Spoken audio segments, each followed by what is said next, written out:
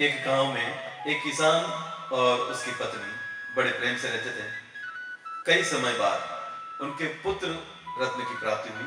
किसान को काफी समय बाद पुत्र रत्न की प्राप्ति हुई, अतः उसने अपने पुत्र को बहुत ही ज्यादा प्रेम से, लाड़ प्यार से बड़ा किया। कालांतर में धीरे धीरे बच्चा बड़ा हुआ। उसकी पत्नी, किसान की पत्नी बार बार कहती थी कि इस बच्चे का नाम रखा तामस, कि इस तामस को आप इतना फ्री मत रखिए, इतना लाड़ प्यार से बड़ा मत कीजिए, इससे कुछ काम तो कहिए। किसान ने कहा इकलौता है, समय आएगा धीरे धीरे ये काम करने लग जाएगा। समय निकलता गया। किसान का बेटा धीरे धीरे निठल्ला और आलसी होता गया।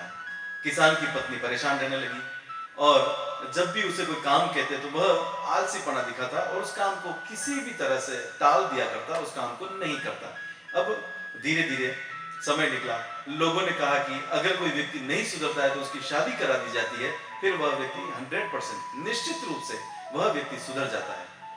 ठीक है, परिवार वालों ने उसकी शादी करवा दी और शादी कराने के बाद तामस के एक पुत्र हुआ। लेकिन तामस कोई काम नहीं करता था और उसकी पत्नी भी बहुत लाड़ प्यार से पले हुए पति की पत्नी थी, इसलिए वह भी कोई काम नहीं करती। दोनों एक दूसरे में मगन रहते, एक दूसरे का ध्यान रखते। तामस का बेटा धीरे धीरे कुछ बड़ा हुआ, साल 2 साल 3 साल का हुआ, वह अपने दादा के पास रहने लगा, दादा और दादी के पास ही रहता था। तामस कोई काम नहीं करता था। उसकी माता उसे निरंतर बार बार काम के लिए कहती और उसी टेंशन से उसकी माता बीमार रहने लगी। यह लड़का कुछ नहीं करता, इसका क्या होगा। समय आया, उसकी माता का देहांत हो गया, माता मर गई। अब केवल पिता रहे। पिता माता की कमी से उबर नहीं पा रहे थे और पोता उनके साथ रहता था। पोते को लेकर दादा बहुत खुश थे।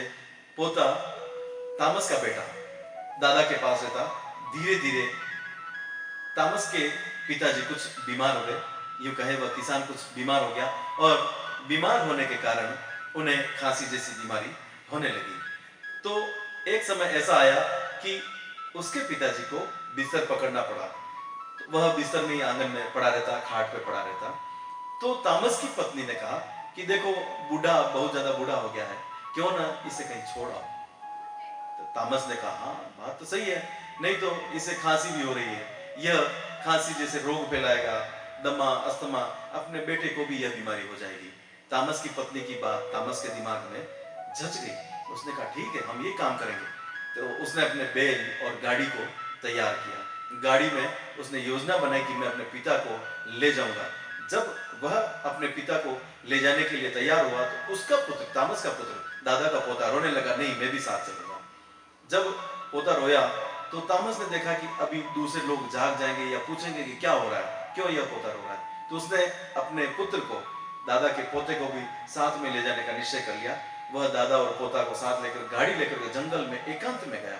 वहां एकांत में जाने के बाद उसने अपने पिता और पुत्र को कहा कि आप गाड़ी में बैठिए, मैं आता हूँ। वह फावड़ा और कुदाली लेकर के गया जंगल में और बहुत देर तक नहीं आया तो पोता देखने के लिए गया। पोता जब देखने के लिए गया तो देखता है कि पिता एक खड्डा खोद रहे हैं। उसने पूछा पिताजी आप क्या कर रहे हैं।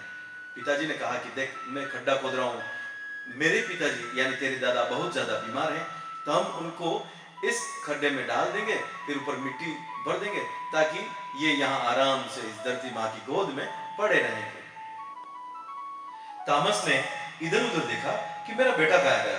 जब उसने देखा तो पास ही में देखता है तो उसका बेटा भी फावड़ी और कुदाल से खड्डा खोद रहा है। उसने पूछा बेटा तुम ये क्या कर रहे हो। उसने कहा पिताजी जब आप भी बूढ़े हो जाएंगे, जब आपको भी कोई न कोई बीमारी घेर लेगी तो धरती माँ की गोद में सुलाने के लिए मैं यहाँ आऊंगा, तब मुझे यह खड्डा नहीं खोदना पड़ेगा। पिता की आंखों में आंसू आ गए। उसने उसे गले लगा लिया, अपने पिता के पास गया और अपने पिता को भी गले लगाया। वापस अपने घर की तरफ आया। अपने पिता के साथ, पत्नी के साथ और बेटे के साथ वह खुशी खुशी रहने लगा और जीवन को अच्छे से व्यतीत करने लगा। सीख इस कहानी से यह मिलती है कि हम जैसा कर रहे हैं वैसा ही वह लौट करके आएगा, 2 गुना या 10 गुना होकर के आएगा। दूसरों के साथ वह व्यवहार कभी नहीं करें जो हमें अपने लिए पसंद ना हो। धन्यवाद। लाइक, शेयर एंड सब्सक्राइब कीजिए हमारे चैनल को।